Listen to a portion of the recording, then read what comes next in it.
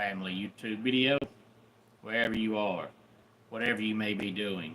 Thank you so much for making Ref Brandon and the Todd Family part of your day. We always greatly appreciate it. If you jump on here live here on this Thursday night, feel free to leave a comment in the comment section down below. Make sure to give the video a like, a thumbs up, and if you have not yet subscribed, please do so and share the video on all social media platforms. Now I'm going to discuss AEW coming up here in a minute or so, but first I want to go ahead and remind everybody once again, I've got two wrestling shows Saturday. I've got to leave my house between 7:30 and 7:45 Eastern time Saturday morning, and I won't get home until around midnight, possibly a little after midnight, Saturday night / Sunday morning.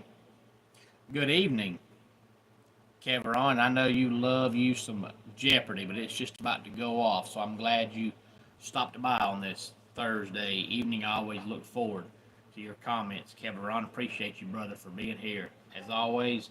So since I'm going to leave here between 7:30 and 7:45 Eastern time Saturday morning and won't get home until midnight or shortly after Saturday night / Sunday morning, there's just no possible way I can do a video on Saturday. So there will be no video on Saturday. And then I want to correct a mistake I made from last night. If you watched last night's video, I did my weekly top 10 countdown, and this week my top 10 countdown was focused on the United States and the actual states. It was the most populated top 10 states, and I said that when I got done giving the top 10, I was going to tell you the bottom 5 just in case you wanted to go live in a small state, and I totally forgot. I did the top 10 countdown and I got done, and about 20 minutes later I thought, oh dang, I forgot the bottom 5, so I'm going to do that, and then we'll talk about AEW. But the bottom 5 states in no particular order was Wyoming, Alaska, Vermont, and both Dakotas. So if you go live in North or South Dakota, Vermont, Wyoming, or Alaska, those 5 states have less than 1 million people. They're the only 5 states that state population is less than 1 million, and Wyoming was actually number 50, so that is the smallest state by populace with the amount of people. Hey there, Bass Fishing. Glad to have you here, but on to AEW. Bass fishing, I would love to go fishing, but the problem is, 2 problems. One is I stay so busy that I just couldn't commit to it, and if I was to only get up once every 5 or 6 months and go fishing, I would forget, because I'm not going to go out and spend all the money for all the equipment on something I'm only going to do 2 or 3 times a year tops, and I just don't have enough free time to do it more than that. And the second problem is I'm very impatient. I've been fishing before, but if I go fishing and I've been there 30 minutes and I ain't caught anything, I'm going home.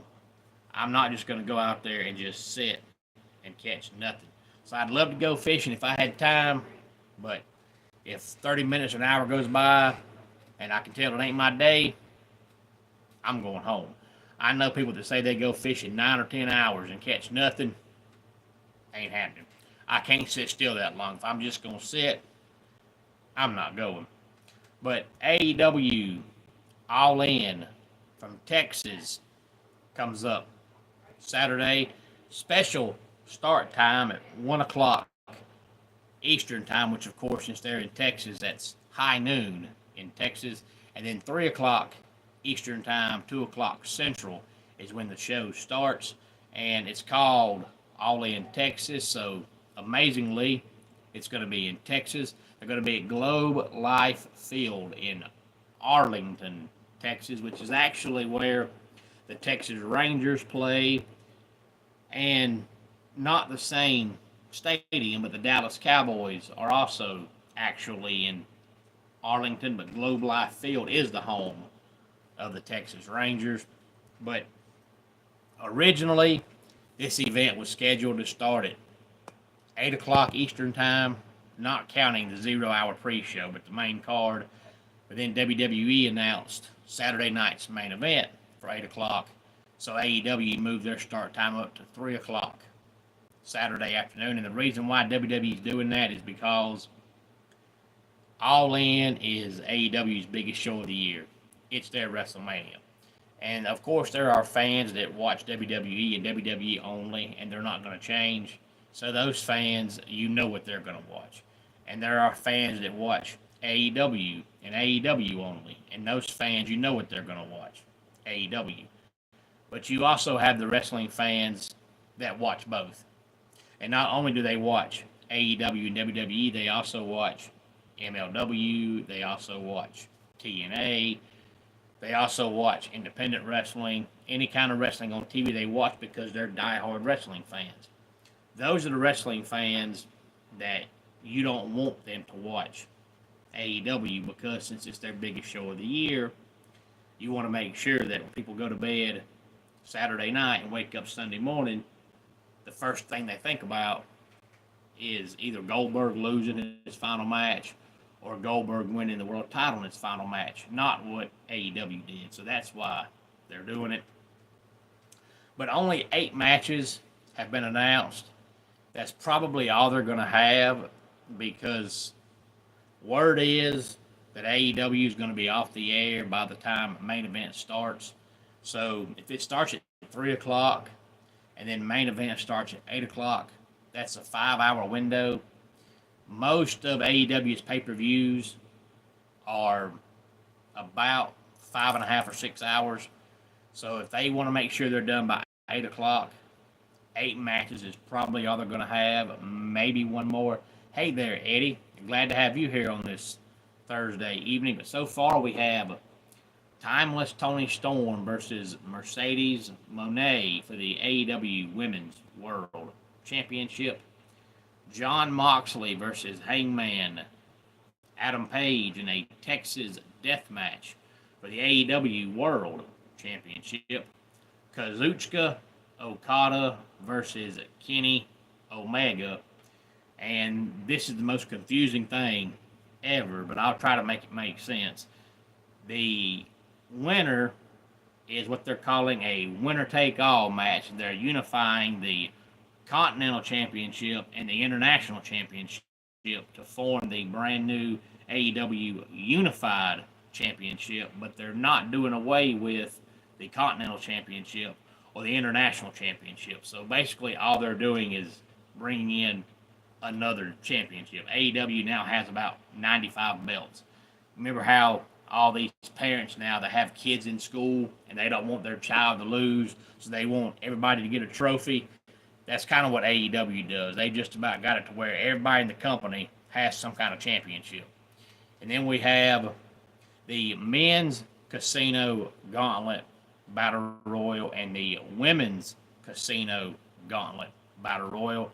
They have not announced all the guys or all the girls in those matches yet, but the winner of the men's casino gauntlet battle royal gets a future world championship title shot, and the winner of the women's casino gauntlet battle royal gets a future women's world championship.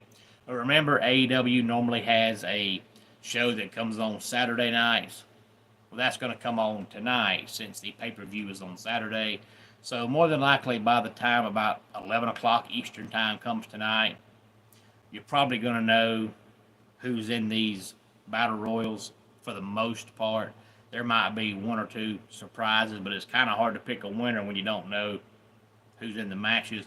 All we know is it's a casino gauntlet for the men and a casino gauntlet for the women, and the winner of both respective matches gets a future world championship.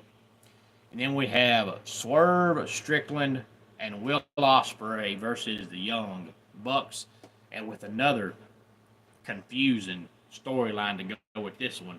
But if Swerve Strickland and Will Ospreay lose, neither one of them can challenge for a world championship for the next year. But if the Young Bucks lose, they have to give up their EVP title, which the EVP thing is real. They really are the executive vice presidents. But if the Young Bucks were to lose, it might be storyline that they're giving it up. They're probably not really giving it up, but they really are legit, the EVPs. But the Young Bucks have not lost a match since 1975, so more than likely they're not going to lose this match. But that is the storyline in this match. And then we have Adam Cole versus Kyle Fletcher for the AEW TNT Championship. And then we have the Hurt Syndicate versus Jet Speed, which is Kevin Knight and Speedball Mike Bailey, versus the Patriarchy, which is Christian Cage and Nick Wayne, in a three-way tag team match for the AEW World Tag Team Championships. Now, they normally have about 8 matches on the main card and 2 or 3 on the what they call 0-hour pre-show, but we'll just call it pre-show. But they haven't announced if any of these matches are going to be on the pre-show, but it's a 2-hour pre-show. So my guess is there'll be at least 2 on the pre-show, because it's kind of hard to believe that AEW is going to have 2 hours of nothing but talking.